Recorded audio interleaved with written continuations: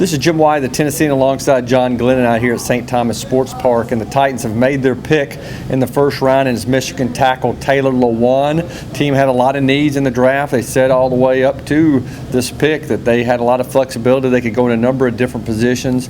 They end up going to tackle. Question is, I don't think there's any question about whether this guy's a good player or not, because he's highly rated. A lot of people had him projected as a top 10 pick. The big question is how quickly he plays, because the Titans have two experienced tackles, one in Michael Roos, a starter around here since 2005, and then they got Michael Orr, who they just signed to a big contract from the Ravens. So they might have to wait on Lewan, but I think in time they feel like this guy's going to be a stud. What did you think about Lewan and the way things played out? Were you surprised he was a pick? I know before the pick was made, he was a guy you said, I bet this is where they're going. Yeah, when Barr left, who I think both of us had initially thought Barr might be their guy at 11. When Barr went earlier, I thought Lewan might be the guy. You know, it's not necessarily about right away. You know, the Titans weren't great last year. There's no doubt about that, and they did have needs, but they weren't absolutely desperate to have a guy fill in, any single position. I didn't think this year. So, with that in mind, I think Lewan's a good pick, because after next year, Roos is in the last year of his contract. He's getting older.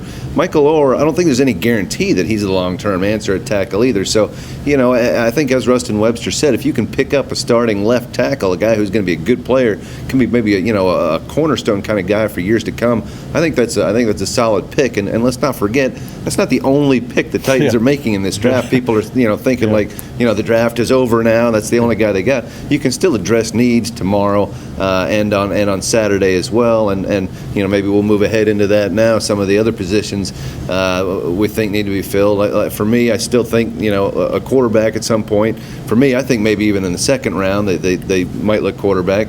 Cornerback, they could probably add some depth there. An edge rusher, I think they'll probably need as well. And Rustin Webster is on record also as saying they'll get a running back at some point in the draft as well. So only one pick tomorrow at this point, but still plenty of needs. What are your thoughts coming up, Jim? Yeah, I mean, I'm kind of with you. I mean, they've still got a pretty good position that they can go a number of different ways. I mean, I was of the opinion when they were on the clock at 11 that they, should try to move back and get a quarterback, because I still feel like they need a quarterback who can put them in position, who can be in position to play, can be in position that can be developed and be a starter if Jake Locker doesn't pan out.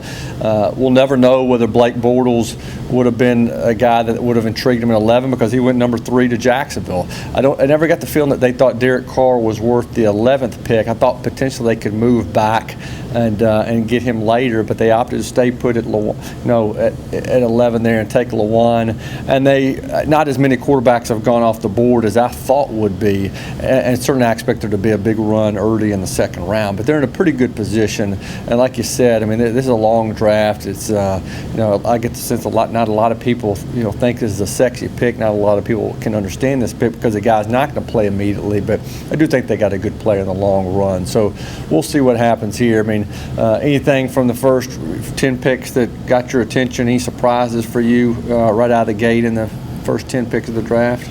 I'm trying to keep in mind which exactly were the first 10 picks of the draft. I think Bortles was the one certainly that threw everyone for a loop, because I also, I think if Bortles had been available, I certainly thought that would have been a great pick for the Titans there as well. But and honestly, I think Taylor Lewan being available at 11, I thought he was going to be gone. I thought there'd be 3 tackles gone within the first 10, and 2 of them were.